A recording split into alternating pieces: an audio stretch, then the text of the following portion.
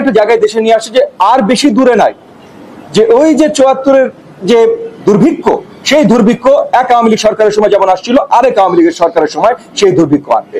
এইটা রুখে দেবার জন্য, এটা রোধ করবার জন্য, জনতার আন্দোলন তৈরি করার জন্য আমরা সবাই একত্রিতভাবে কাজ করছি। এক দফা আন্দোলনে আমরা সবাই একত্রিতভাবে ছিলাম, আছি, এবং এখন নতুন প্রেক্ষাপটে, নতুন আলোকে যেন এক দফা আন্দোলনটাকে আরো বেগবান করতে পারি, সেগুলো নিয়ে আমরা সামনে কিভাবে আগাতে পারি সেগুলো নিয়ে বৃহত্তর আলোচনা আজকে বিএনপি বাংলাদেশ জাতীয়তাবাদী দলের সিনিয়র নেতৃবৃন্দদের সাথে আমাদের হলো, এবং আমরা আমাদের প্রস্তাবনা ওনাদের সামনে রেখেছি, এবং বাকি যত দল আছে এক দফা আন্দোলনের সবার সাথে আলোচনার মাধ্যমে ইনশাআল্লাহ খুব শীঘ্রই আপনাদের সামনে আমরা নিয়ে আসতে পারবো আমাদের সামনের আন্দোলন আমরা কি আলোকে পর্যালোচনা করবো। আপনাদের অসংখ্য ধন্যবাদ বুলু ভাইকে এবং বিএনপির নেতৃবৃন্দ, নেতৃত্ব, তাদেরকে আমাদেরকে এই জায়গাটা করে দেওয়ার জন্য যে আমরা একসাথে দেশ জাতির জন্য এই এক দফা আন্দোলনের আলোকে কাজ করতে পারি।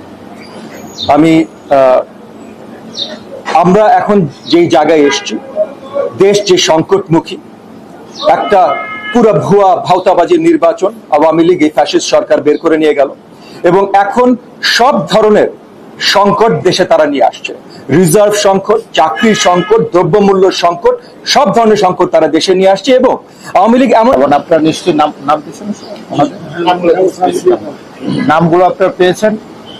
আমরা মনে করি দেশের এই ক্রান্তি লগ্নে দেশের যে অবস্থা, অর্থনৈতিক সংকট, দ্রব্যমূল্য এবং ভোটের প্রতি মানুষের যে অনীহা, এর থেকে উত্তরণের জন্য, দেশে গণতান্ত্রিক বিধি ব্যবস্থা পুনর্বর্তনের জন্য আমরা আমাদের আন্দোলন সংগ্রাম চালিয়ে যাব। সে লক্ষ্যে আমরা যে মানুষের সামনে যে দাবিগুলো উপস্থাপন করেছিলাম, সে দাবিগুলোর প্রতি মানুষ আস্থা রেখেছেন।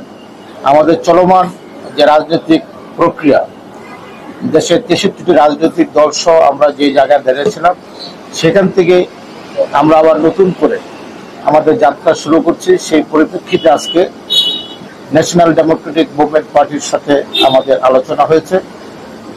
আমরা আমাদের আবার কিভাবে কর্মসূচি নেওয়া যায়, কি পরিস্থিতিতে, কি অবস্থার মধ্যে পর্যবেক্ষণ করে, পর্যালোচনা করে আমরা কোথায় কিভাবে প্রোগ্রামগুলো নিতে পারি, সেই বিষয়ে আমরা বিস্তারিত আলোচনা করেছি। এই পর্যন্ত এখন আপনাদের সামনে নবী হাজ্জাজ, এনডিএম এর চেয়ারম্যান, উনি